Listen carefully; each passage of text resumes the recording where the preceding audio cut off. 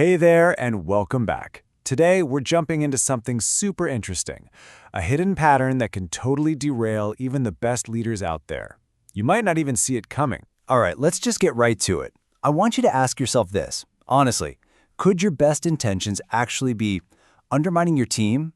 I know, it's a kind of tough pill to swallow, but it really gets to the core of what we're talking about today, that huge gap between what we want to happen and what is happening. See, there's usually this hidden force at work, almost like a saboteur lurking in the shadows of our leadership style. And the tricky part, it operates just beneath the surface, pulling the strings on our actions without us even knowing it. And this saboteur, it has a name. It's called a false premise. So what is that? Well, think of it like this. It's a hidden assumption, a belief you hold that completely misleads you. You've got great intentions, right? But this one little belief, deep down, is causing you to sabotage your own team's success. Nailing this concept is absolutely crucial for everything else we're going to cover.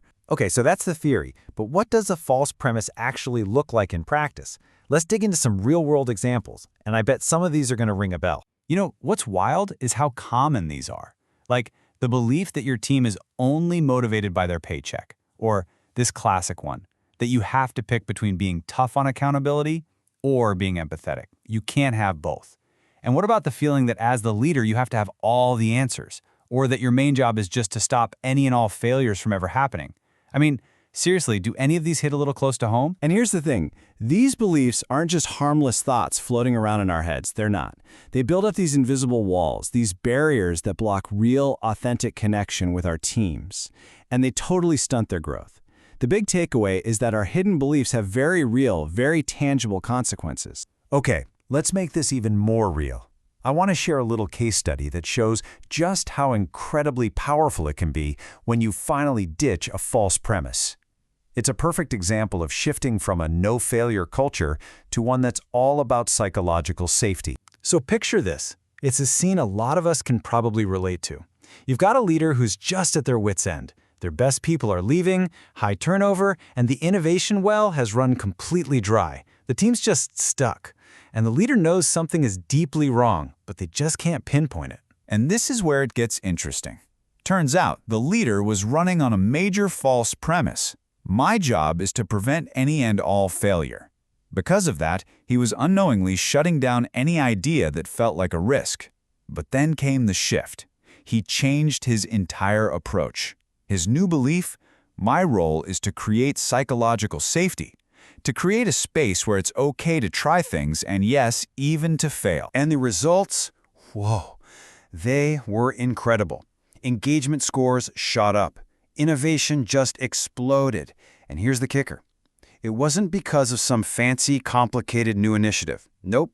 It was all because of that one single change in the leader's core belief. All right, so we get the problem. We've seen how powerful the fix can be. The big question is, how do we actually do it? Well, the good news is there's a roadmap, a set of 3 key practices for making this transformation happen. But before we jump into the steps, this quote from the author really nails the mindset we need.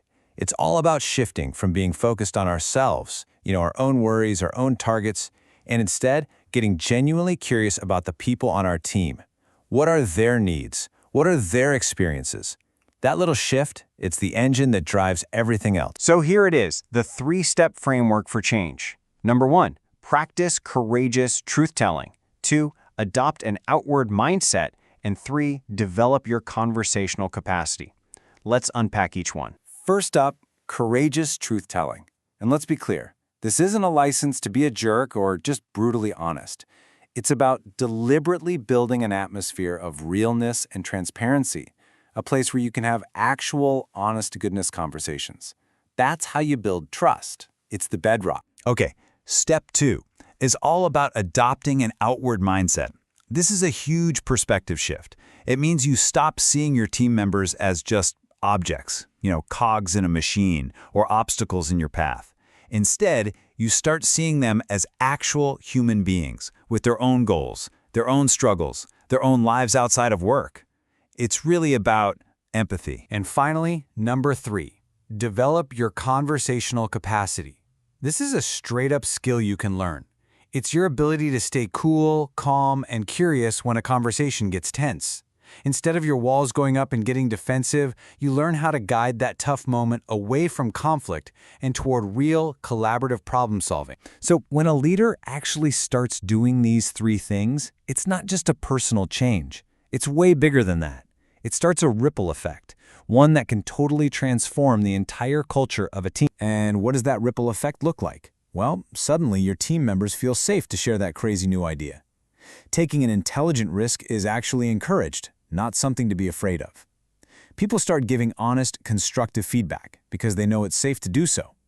The whole vibe just shifts from what's in it for me to how can we grow together. But I really have to stress this point. This isn't a one-and-done kind of deal. You don't just attend a webinar and you're cured. Breaking free from these really deep-seated beliefs, it's a daily practice.